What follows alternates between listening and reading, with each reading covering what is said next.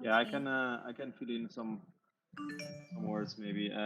But the long story short is what happened with Linea is it was 4 years in R&D at Consensys. So it's a Type 3 ZK EVM. So partial EVM equivalent on the way to Type 2 ZK EVM.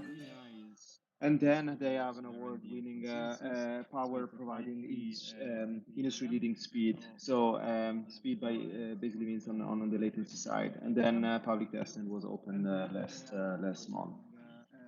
A little bit some stats like today, I think, today, like last week when we presented that we had around 5 million transactions, and this was on public testnet. And there are around like 500,000 already unique wallet addresses and around 100,000 contract deploys, right? And I think like this is the way that the Linea is trying to achieve, like that we're trying to push like from a Type 3 to a Type 2, and yeah, it's just very exciting because there are a lot of like different solutions out there. You know, as Emily mentioned, like Starknet, so directly like you code on Cairo, and the Cairo is basically like succincted in bytecode, and bytecode you have like the Cairo VM. And there are other solutions out there, like also like ZK Sync or Polygon ZK EVM, but Linea is very similar to how Scroll works. And basically, like you are coding your smart contracts on Solidity, you're pushing to directly to bytecode, and there is a ZK EVM type of contract. And I think, yeah, it's the question is also why you in ETHVietnam you want to deploy and use Linea. So they're actually it's quite cool right now. If you go to your MetaMask, you can see Linea girly testnet network automatically in your test networks. So that's super exciting. As obviously like everybody mentioned, like was you have go lower gas fee, low latency, and high throughput.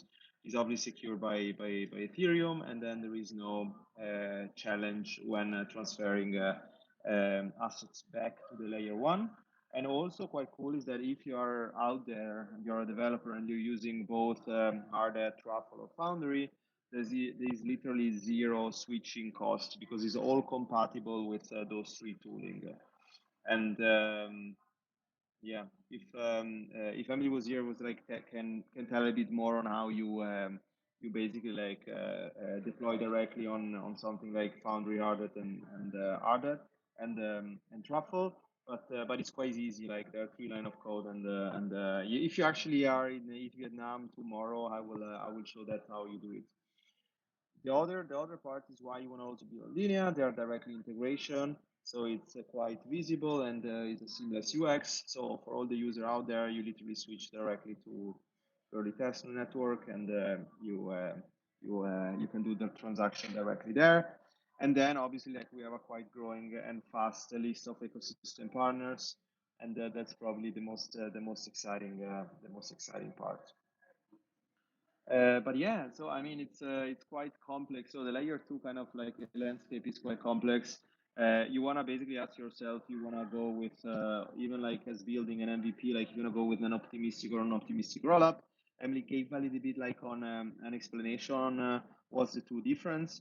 But at the end of the day, is like you also need as a developer have like great resources and great support if you have problem.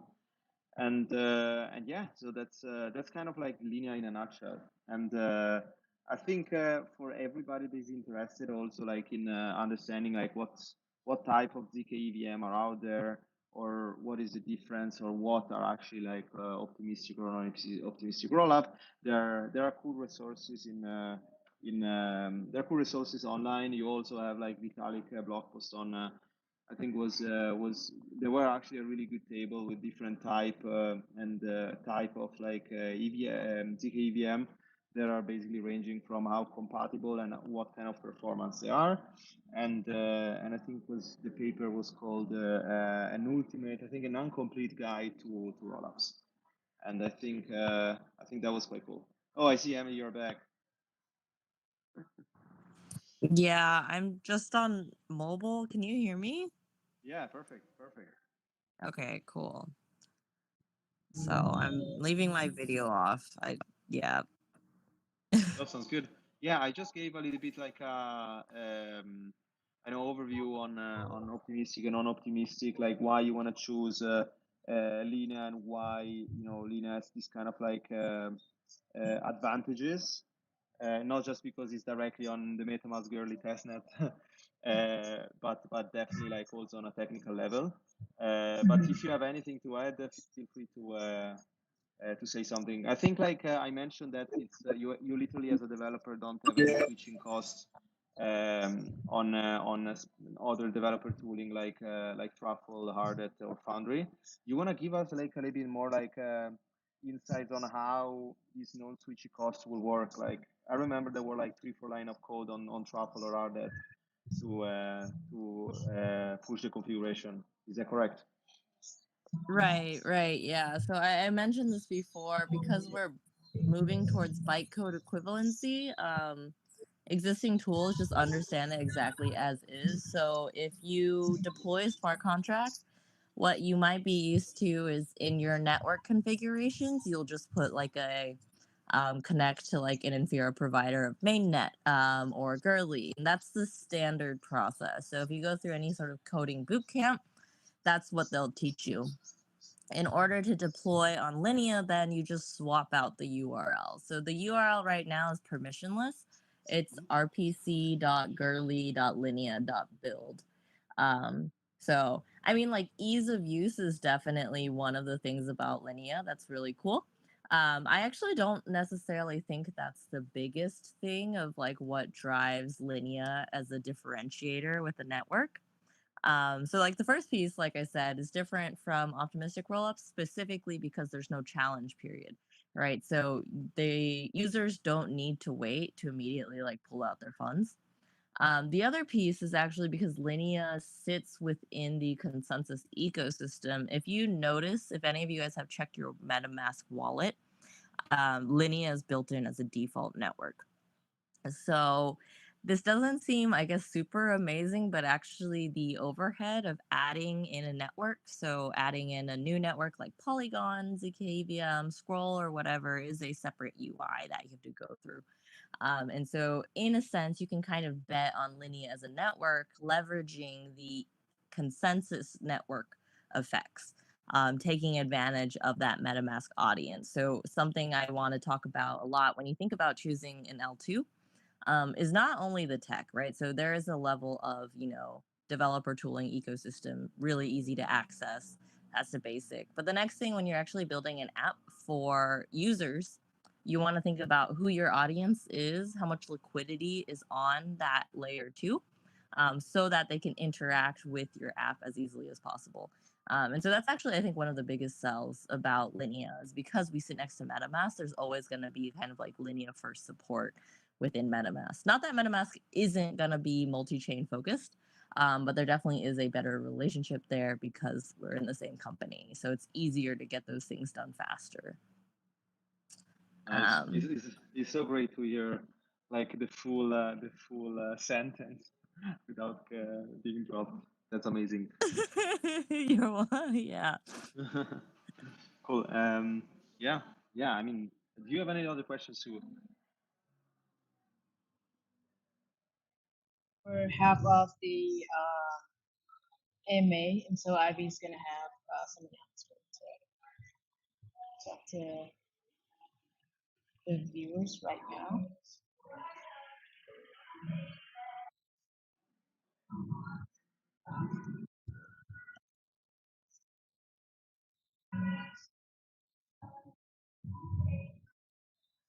Cool. So before we start with questions, I just want to have like a little reminder for the viewers today. So I think the audience like they start to figure out like about Web3 DApp. So we are halfway, like kind of halfway through our AMA, and please like feel free to leave any questions for our speakers to have a chance of getting the event ticket or either consensus t-shirt.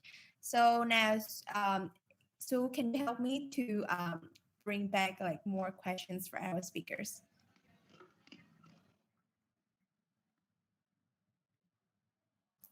Okay, so we've gone through an overview of Linea and a lot about ZKs.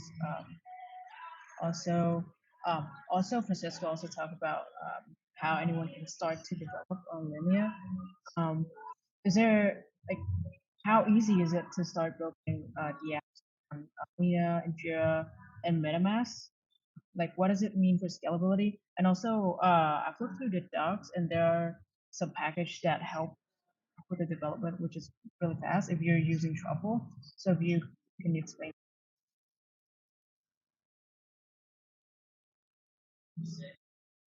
Emily, you want to take that on the Foundry on the Truffle side?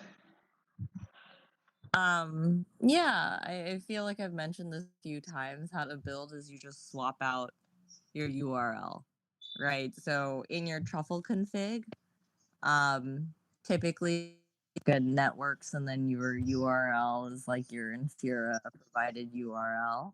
In Hardhat, you also have a network config. Foundry, I think you add it as a CLI option. So all of that is, if you just look at the docs, so docs.linea.build in our developer quick start, there's an example of how to deploy for each type. So yeah, deploying on Linea is no different. So the real question is like, how do you become a smart contract developer? That's how you learn how to build on Linea, because nothing is different. It's exactly the same. Yeah. Yeah, that is amazing. So it's always like how easy it is to like jump on and do like to make development process easier and to integrate different tools. Yeah, I can mention something like in terms of like as for example, if you're a game developer, you wanna integrate your MetaMask directly for batch transaction. You know, right now you can go directly on Unity, and there is a Unity assembly where you can literally see the SDK there, or you can go directly through the documentation. It's also quite easy. And for snaps, we literally like create a specific mono repo that you can start building from the mono repo, and we have also a bunch of resources. We launched that also last year in Denver, and it's quite exciting how many snaps are being developed just in hackathon and from let's say hackathon winners and partners.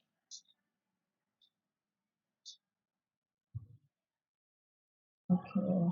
And yeah, I mean, and for Infura, I guess everybody uses it already, but literally just do an account and you wanna push in Infura on Celo or any blockchain out there. I think we support around 2021, I think, and yeah, it's quite easy. It's like you literally create the account and you take your keys and you deployed it.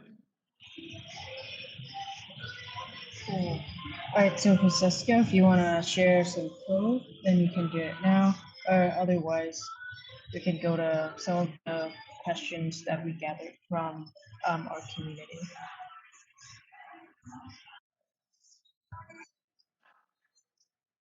What did you say? If you have some code that you want to share to the viewers, we can do it now, or we can move to some of the questions that we gathered from our community. Oh yeah, we can definitely like get some deep dive in the question from the developer out there.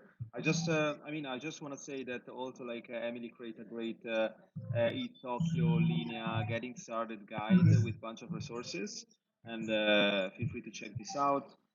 We're also having both Linea community call and Snaps community call with the hackathon winners soon, so people can actually see what you can do and how is being built. But yeah, there are a bunch of resources out there, and you can also check out we have directly the Consensys Discord where you have the developer channels there. You can get support. And yeah, just and you can finance a bunch of events and this Discord. But yeah, let's deep dive in the question. I'm excited. All right, amazing. So all the docs and the resources that are shared here, also the links to some of the calls of the month and in the Discord channel will be shared in the comments below YouTube live stream. And also some of the links to our Suchi and ETH Vietnam community. For now, let's move on to some of the questions from our community. So we have some question for ZK technology, and so those are how can ZK EVM help in the process to solve security and scalability issues? Yeah, I can take this question. So I think the scalability question has been answered a few times, but just to reiterate, right, it takes the execution away from Ethereum onto a separate off-chain VM. So that calculation is no longer done on Ethereum, and that's how you solve the scalability problem. As for security specifically, that's what defines a layer 2 versus a sidechain.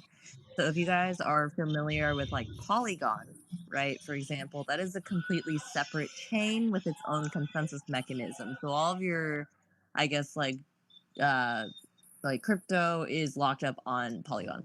The difference between the layer 2 and how we achieve security, right, is all of that data is posted back to Ethereum. What this means is you inherit the security of Ethereum. All of that transaction data is there in public. You're relying on Ethereum's own consensus and trust mechanisms. And so that is kind of how ZK EVM gets the security and scalability portion. I think I do want to mention one common misconception when people hear, what do you call it? ZK, they assume ZK means privacy. That is not actually true. So a ZK rollup doesn't necessarily hide any information. What a ZK rollup is using ZK proofs for concise proofs and for scaling. When you think about privacy solutions with ZK, that's completely separate. There's in terms of privacy solutions, there's gonna be something like Mina, which is a completely separate chain. I think Aztec at one point had a privacy centered layer 2, but they've since deprecated it. Maybe. I don't want to say anything about that, but I do want to know that is a common misconception. So What are the other misconceptions that you see around rollups, Emily? That's a good topic. yeah, other misconceptions, I would say, I think the biggest misconception I think I get a lot, especially when you talk about layer 2s now, is kind of the layer 2 battleground. It's kind of, people perceive it as like you have to pick one over the other, right? I think that is false. So I touched on this a little bit earlier. I think it probably got lost in the connection. But when you talk about multi-prover theory, one of the drawbacks of ZK EVM, right, is it's very new technology.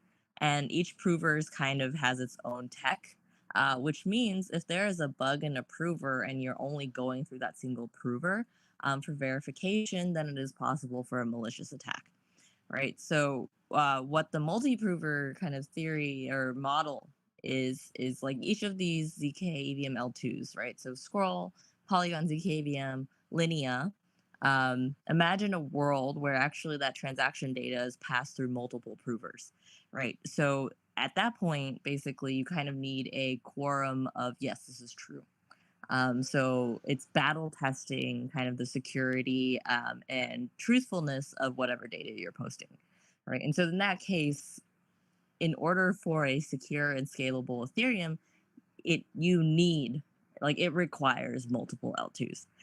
So to expect only one to exist or fighting against each other, like that's not true. That's actually not good for Ethereum. That's not good for scaling. That's not good for the layer 2 space. Yeah, I would say that's one misconception. Yeah. Is there some this multi-prover like today in the market? No one is doing it, or is already company doing it? Sorry, Francesco, you dropped. Oh, okay. No, I just asked like this multi-prover strategy. I mean, there is no one in the market doing that, right? Or there are already people. No, we're working on it right now. Like we're in talks, right? Yes. Look at the alpha there.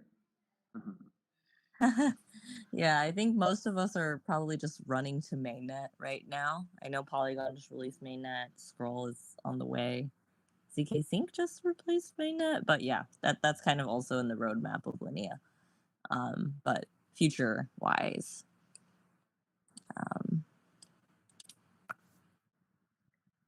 That's good. Cool. So thank you for yes, go on, Francesco.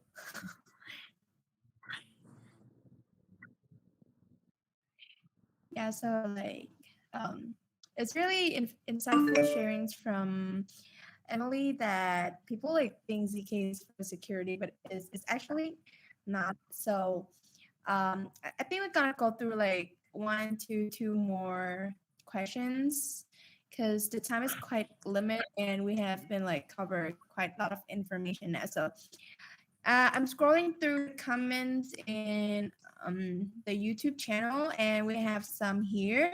So we have questions here. So at the moment, like Consensys has a lot of tools for blockchain and also like smart contract development. But however, like it mainly focused on EVM compatible blockchains. So you guys really like support the ZK. I think it dropped.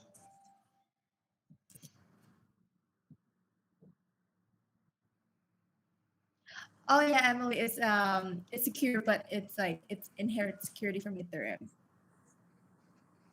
Yeah. So we have questions here. I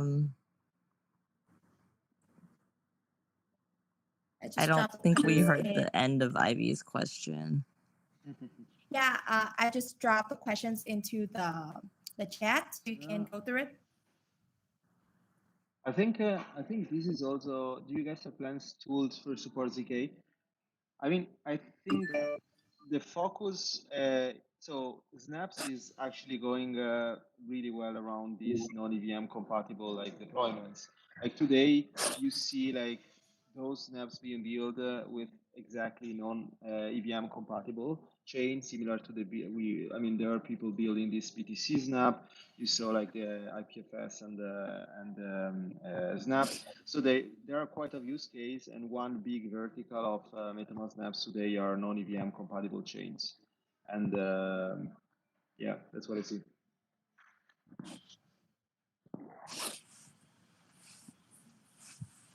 Yeah, so I mean, when we're thinking about non-EVM compatible, like Francesco mentioned, right? So our snaps are allowing for non-EVM compatible wallets. So I think one of the most popular things was like Starknet came out with a snap, which was really cool. So now you can use Starknet on MetaMask. I mean, if you just look at Infura, like what we support, I mean, look at what chains. But like also Starknet is one of them. I don't think we are limiting ourselves to Ethereum compatible, right?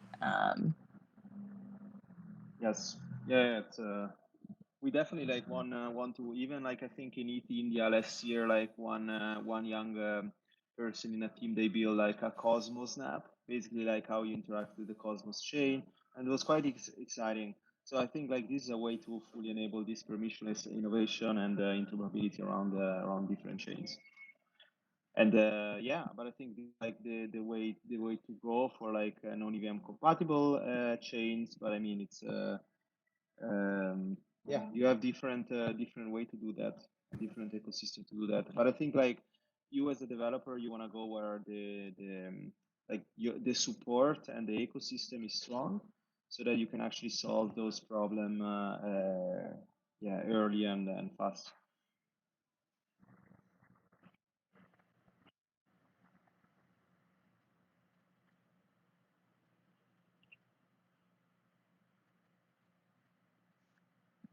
Okay, so it is already time, but we still have another question from the chat from the YouTube live stream.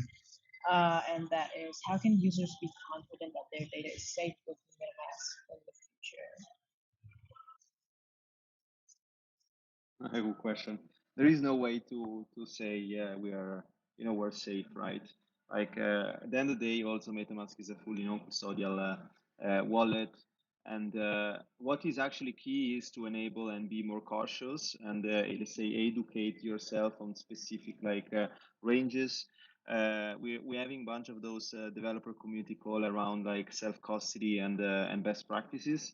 But I think like a big part here it's having like no de-riskifying like your practices, like hardware wallets, specific use case and wallets, and yeah, I think that's it. I think, by the way, we are on time, and I also need to drop, but it has been a pleasure. Ivy, has been a pleasure, Sue, for being here, and I'm looking forward to Vietnam. Yeah, thanks a lot. I think we're just on time. So thanks so much, guys, for your sharings. And I believe like it's really useful for many Web3 users right now. So once again, like thank you so much for joining Francesco and Emily. And we're looking forward to see you to talk with you guys again in the next AMA. So Thank you. Thank you, everyone. yes, thanks a lot. Thank you, Sue. Thank you so much. Okay.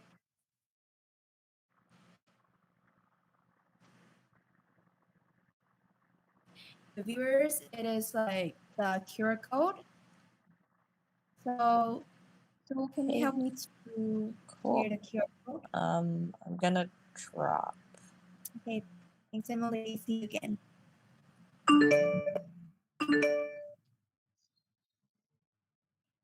So we're gonna share the QR code just in a minute.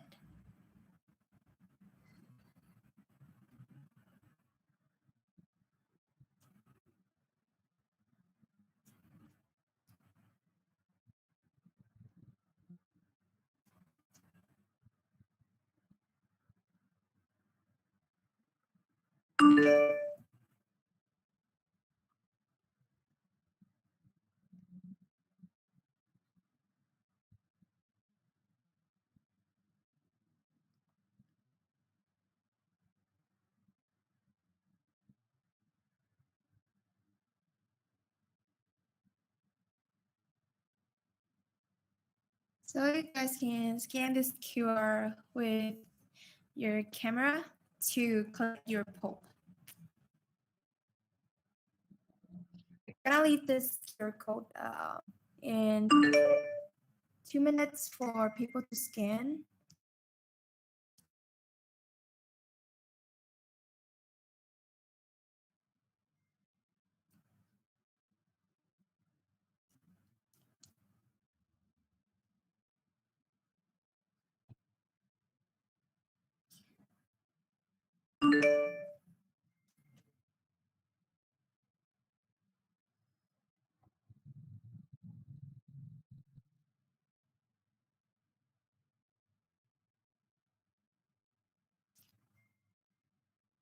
Okay, so that's all for our today's AMA. And thank you so much for all the support from the audience. We have another QR code. We have another one.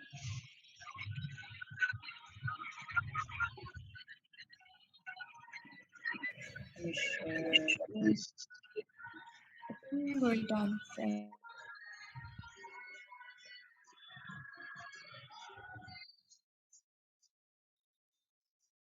Oh, okay. Well, we only have one. That's it.